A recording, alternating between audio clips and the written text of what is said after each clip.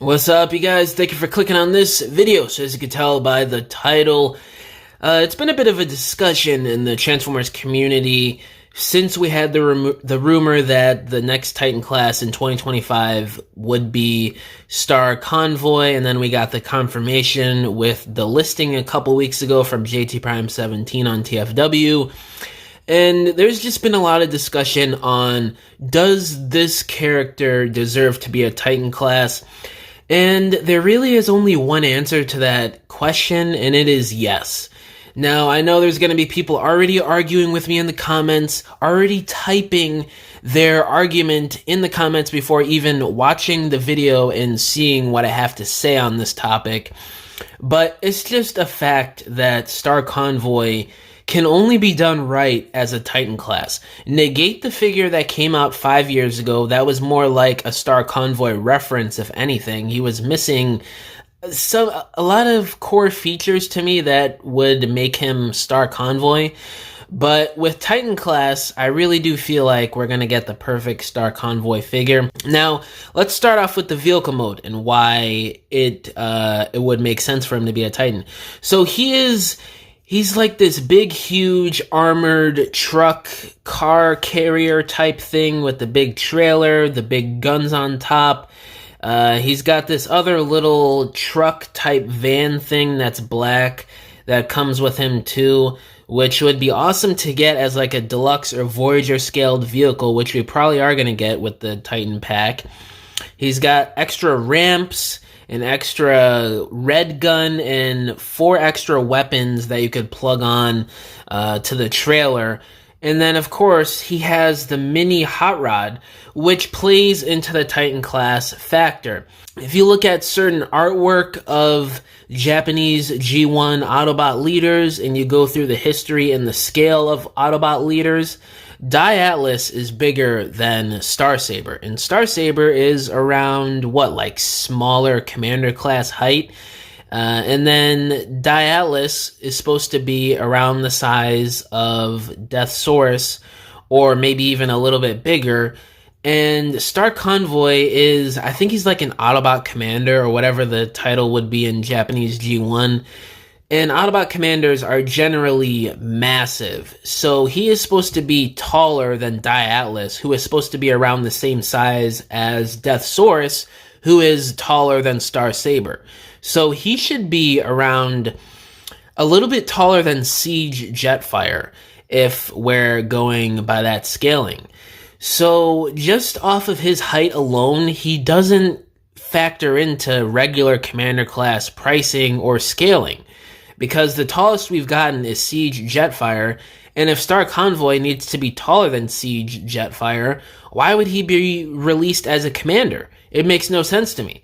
And the hot rod that he comes with on the original toy, and that he's supposed to come with, I wouldn't be surprised if they either pack in the Voyager class hot rod from Studio Series 86, or they pack in the core class hot rod from Legacy Year 1 in 2022.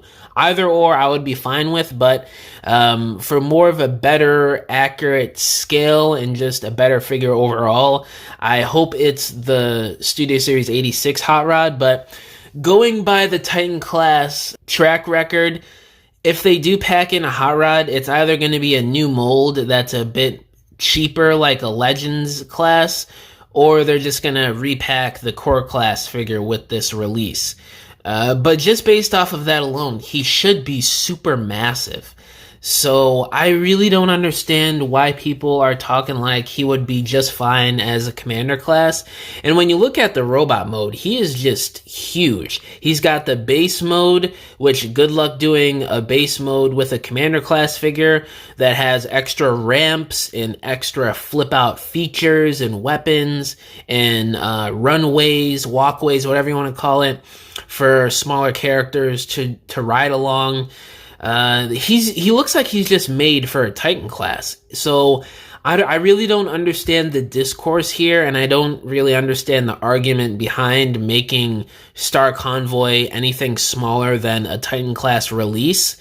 I think this comes from him being a remold of the Power of the Primes Optimus Prime figure back in 2019, which even back then people realized that was a bit of a fake out there. Like, that didn't really make any sense. Like, I mean, they were kind of doing it because of the comic at the time or whatever, and they released the Super Megatron at the same time, which was supposed to go hand in hand with that Star Convoy, so they were trying to make them more or less the same height or similar height based off of that storyline back then. But if we're going by Japanese G1, Star Convoy is supposed to be massive. He needs to be very tall, around the same size or even taller than Siege Jetfire. And then you factor in all the features, the extra parts for the base mode, the little hot rod he may come with, the other vehicle that he comes with, all the weapons, the extra ramp pieces for the base mode. It's just a no-brainer for this to be a Titan class release, especially if you look at it this way, with the theme of the next subline for Generations being about the Primes. It just makes sense for them to do Star Convoy here. About time to give us one that is a bit more faithful to the original toy. And there is a lot of playability here with this figure. There is a lot to work with, so I'm really excited to see what Hasbro does with the Star Convoy release. At first, when I first reported the news about the listing about a Titan class Star Convoy a couple weeks ago, you guys may remember I was pretty hesitant. I didn't really care about getting a Titan Star Convoy. I wasn't against him really being a Titan class, but I just don't really care about the character too much to pay $150, $200 depending on the sales or whatever. But after doing more research on this guy and looking at the original toy and all the extra features and all the playability this upcoming Titan class release could potentially have, and probably will have, because I mean, it's a Titan class release. Why would they, be cheap on it? I just may be a bit more hyped up to pick this up next year. I wish it was Omega Supreme from Animated, but Star Convoy here looks like he's going to be a great addition to the Titan class if they pack in all the features. Titan class recently, the last couple years, have not been putting in extra figures like what they used to do with basically every release. They would pack in like maybe one or two extra minifigures to, interact with the Titan figure or whatever.